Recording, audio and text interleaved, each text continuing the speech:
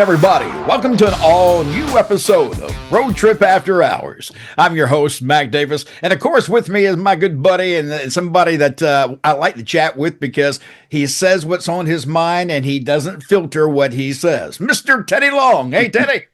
Well, you always trying to make me out to be the bad guy. No. You're honest. There's a difference between honest critiques and Hey, listen, no problem. You're exactly right. I say what's on my mind and I speak the truth. Okay, yeah. So I ain't gonna be putting out nothing that ain't gonna be true because I know it's gonna come back to haunt me. So why would you do that? And people will go, "Hey, wait, did you remember when you said this?" And then you have to own up to it. Yeah. Oh yeah. One of the things I find interesting. Well, first Teddy, of all, before we get started, man, let's wish everybody a happy New Year.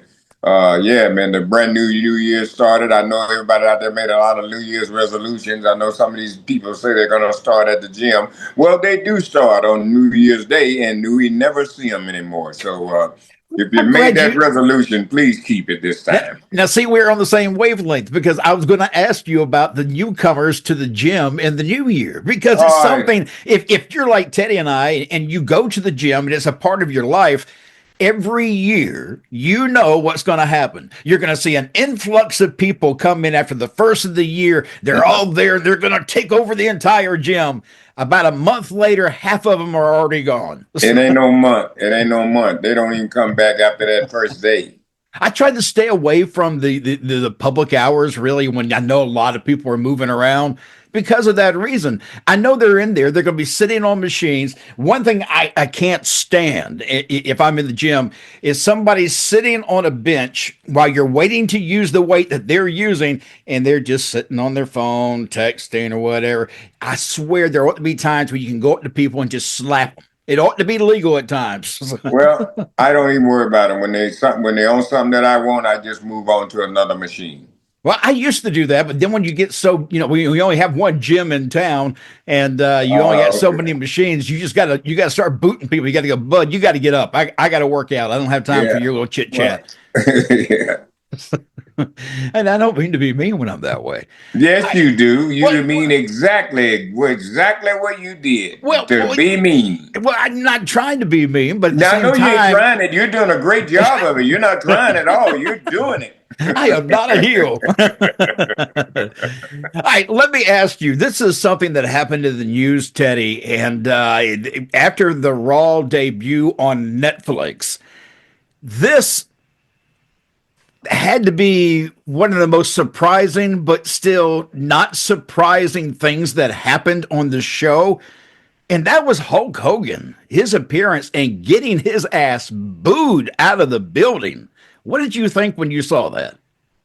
Well, it was quite a surprise to me. Hogan has always been that hero, okay? And so, I mean, even when he turned heel and went to the NWO, people were still cheering him, okay? Yep. So to see him get booed like that, that was kind of a surprise to me. But, you're in California, man, and you're out there with a lot of liberals. Yep. And like I said, I don't know, but I would think that this would have something to do with politics. You know what I mean? So, yeah, the world we're in now, Teddy, politics is almost so common because of the way it has become through social media and how we can interact with people nowadays. But I agree with you. I think that him being in California could have been a political issue for him there because he did go and promote President Trump back, just a few months ago. And California is, like you say, is not a conservative state. It's more of a liberal state. And so there was not the best crowd for him to be in front of.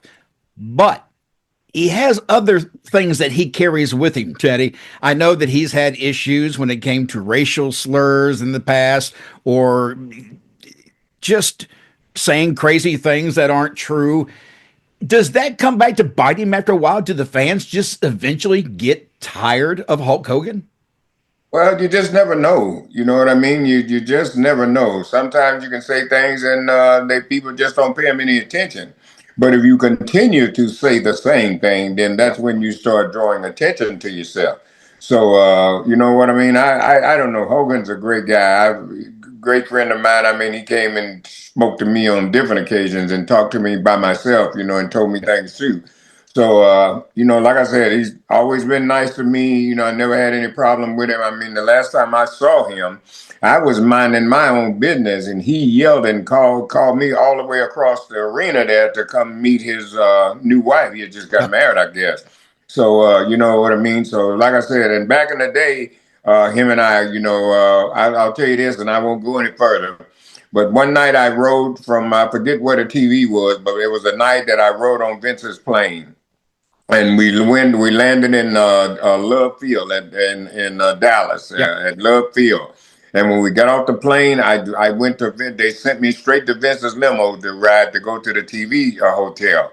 Well, I was sitting in that limo by myself, and then all of a sudden, maybe about 10 minutes after I was sitting there, then Hogan come and got in the limo, and Hogan wasn't even at the TV or nothing, but I guess he was scheduled to meet Vince there. And then when Vince come and got in the limo, now this is what let me know, I had the carte blanche, as Lord Nidus tried to tell me I had to, like I didn't know, and I never let him know that I knew either. But because Vince and Hogan was talking about stuff that I would never repeat, and I done forgot it, and I wanted to forget it. Okay, Yep, I got you. Right, but just to be in that position, to be in the car with him and Vince there that night, went to the, made me know, hey, I'm okay. One of the things that could have also been an issue, I think, when it came to his appearance was that he was promoting his beer. Now, I don't care who you are in wrestling. Usually, if you come on the show and you blatantly are advertising a book signing or something else, the fans will let you know. They don't care for that shit. They want to know you're there because you enjoy wrestling, and that's why you're there, not promoting, the latest thing that you've got for sale. And he was selling his beer and is now a sponsor of WWE as well. I don't think the fans cared for that too much. I think that played against him as well. He was the only guest on the show who did that. And it came across as kind of cheesy. It's like, oh God, he's out here talking about his beer and he rips away the shirt. I get it, but yeah, I think maybe it was just bad timing for him to come on the show. Maybe you should have saved him for a different city and a different town where the response may have been a whole lot different. Well, I mean, who knows? Let me ask you about Cope. We talked about this on Sports Keto last week, but Cope, or the rated R superstar Cope, the name, your response on Sports Keto, by the way, for those of you who did not see his response, basically was like, what? What other names? I'm just throw names out. You're going to throw names to the wall that we can call Cope other than Cope. Can you come up with some names? No, I cannot. I never even, like I said, this is the wrestling business. So nothing surprises me of what I may see or what I may hear. But sometimes, I think you ought to think about some stuff before you do it. But Vince was kind of like that too. He'd throw something out there, but he was willing to try it. Yeah. But if it didn't work, he'd cut it off immediately. He didn't waste any time in it. So, do you think he would have cut this off if Vince McMahon were behind the scenes? Do you think that this Cope would never have seen the light of day? That would have never even happened. That's what I figured. I mean, it is such if you're gonna I don't know whether you're trying to make fun of the guy's name or whether you're giving him a legitimate another name, but add me a story to why I'm going to be called Cope. You know what I mean? Cope or whatever it is. I need something behind that. There's a reason why I'm Cope now and not Copeland. He's Cope on a rope. Cope on a rope. Cope a dope. Okay. Well, but me knowing Edge, and he's a good friend of mine too. If anybody can pull that off, Edge can do it. Yeah, and he's also mentioned that he's wanting to work again with Christian in AEW. I think that's well overdue when it comes to those two. It should have happened long before now. They should have gotten entangled with one another against each other first is what I really want. And then I want to see where they join together and become that tag team again. I think that's a great way. The only problem, though, Teddy, Christian Cage in AEW, man, he's killing it. His character in AEW is so damn good. And to see Christian do that after he left WWE, and I know he wasn't well loved in WWE. He was always seen as a small guy, right? Yeah. Yep. So, I mean, to see him doing so well now, I enjoy that. But I also think that it's just well past due. But that should be a lot of fun. Now, let me ask you. Well, don't forget they took him in WWE too. He was a world champion at one time. Yes, yes, he was. But now he did have a lot of detractors, though, and I've even heard Edge make comments or Cope make comments about he wasn't the biggest guy, and Vince liked the particular kind of big guys and a certain look, and he didn't have it. And so when you hear things like that, you kind of know it must be somewhat true because you've heard it enough over the time. That enough people have said so. Well, might have been, but like I said, I'm with you for him. Congratulations on the work he's doing there in AEW. I haven't had a chance to see any of it, but not only have I heard you speak good about it, I've heard some other people that speak good about it too. So congratulations to Christian, and I hope everything works out for him. I do want to say before we get out of here too that the Netflix debut for Raw, I didn't, and I'm not trying to be a downer on the show because I thought the show overall was good. It was entertaining. That it was. The only problem that I saw, Teddy, and I was curious to see if you got this as well, they didn't present any storylines going forward. It was basically just like a one-time, here's a show, and there was no storyline or any hook to come back and watch the next one. Did you get that feeling when you watched it? Well, no, I didn't. I could see a storyline there. I think the CM Punk and Seth Rollins, I think that kind of paved the way a little bit there, so you kind of know which direction they're going in.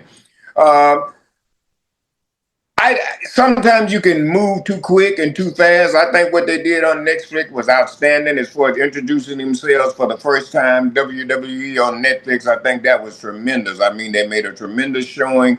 The programming, everything, the introduction of pyro, all that stuff was great. So I think they made a great, come on, as they started out. I think that was great. So now I think people will watch because now the storylines will start. Now, I did see that the ratings for the show today, I just saw this right before we went online. I wanted to make sure that, I knew the latest.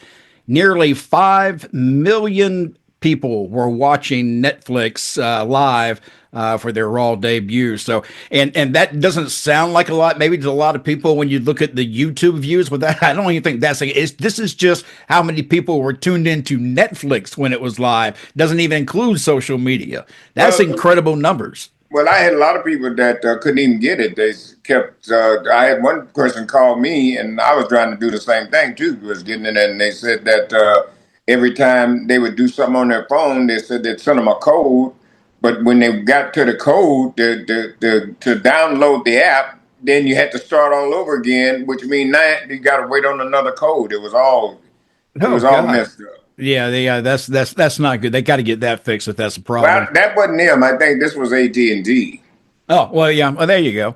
Yeah. Teddy, before we get out of here, I know you got some interesting weather coming that way. I'm hearing you might get some snow here in Georgia. We're calling for snow, believe it or not, at the time of this recording. Well, you live in Georgia, too. Well, you act like you don't live in Georgia. Yeah, I live more in southern Georgia. So, I mean, you probably see snow every year. We don't. I mean, that's unusual down here. In fact, Teddy, I went out today and got me a snow shovel.